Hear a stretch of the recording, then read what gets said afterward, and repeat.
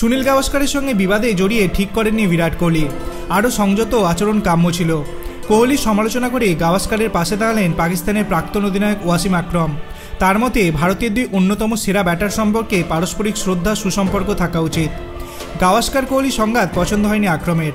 তিনি বলেছেন, দুজনেই অসাধারণ ক্রিকেটার। সানি ভাইকে ক্রিকেটার হিসেবে চিনি, মানুষ হিসাবেও চিনি, মাঠের বাইরের মানুষটাকে জানি, ধারাভাষ্যকার হিসাবেও চিনি। দীর্ঘদিন ধরে অত্যন্ত দক্ষতার সঙ্গে কাজ করেছেন। কোহলি এখানকার অন্যতম সেরা ক্রিকেটার, আধুনিক ক্রিকেটারের মহান খেলোয়াড় বলা যায়। পরিসংখ্যান দেখলে সর্বকালের অন্যতম সেরাও বটে। পারফরমেন্স করেই এই পর্যায়ে এসেছে। তবু বলবো, কোহলি এভাবে কথা বলা উচিত হয়নি।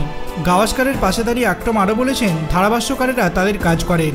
কোহলি যদি দুটো ম্যাচে মন্থর ব্যাটিং করে থাকেন এবং সেটা নিয়ে গাভাস্কার যদি কিছু বলে, তবে এটা মনে রাখার মতো কি ঘটনা, ভুলে যাওয়াই উচিত। কোহলি তো এমন ধরনের ছেলে নয়। দুজনই ভারতের গর্ব, দুজনই দুর্দান্ত খেলোয়াড়। মতবিরোধ হতেই পারে, মনে হয় না এই সমস্যাটা আরও বাড়বে। আশা করব কেউই এটাকে ব্যক্তিগতভাবে নেবে না এবং দ্রুত স্বাভাবিক হয়ে যাবে। দুজনকেই আমি চিনি, তাই ভরসা আছে ওদের ওপর। সানরাইজার্স হায়দ্রাবাদের বিরুদ্ধে কোহলি 43 বলে 51 রান করেছিলেন। তার খেলা শেষে 25টি বলে একটিও 4 বা 6 মারতে পারেনি। কোহলির মন্থর ব্যাটিং দেখে বিরক্ত গাভাস্কার বলেছিলেন, দেখে মনে হচ্ছে না কোহলি ফর্মে রয়েছে। সঠিক মনে নেই, তবে 31-32 রান করার পর আর একটাও 4 মারতে দেখলাম না। ওপেন করতে নেমে 15তম ওভারে আউট হয়েছে, অথচ কোহলি স্ট্রাইক রেট 118-র মতো। দল ওর থেকে মোটেও এমন ইনিংস আশা করে না। গুজরাট টাইটান্সের বিরুদ্ধে গত 28 এপ্রিল 44 বলে 70 রানে অপরাজিত ইনিংস খেলার পর সমালোচকদের বিরুদ্ধে মুখ খুলেছিলেন কোহলি। তিনি বলেছিলেন, আমার সম্পর্কে অনেকে অনেক কথাই বলে।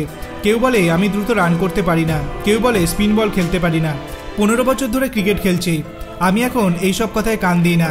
নিজের কাজ করে যাই, আত্মসম্মান বজায় রেখে খেলতে চাই, সমর্থকদের জন্য খেলতে চাই। বলার পর কোহলি ধারাভাষ্যকারদের বক্সের দিকেও ইঙ্গিত করেছিলেন।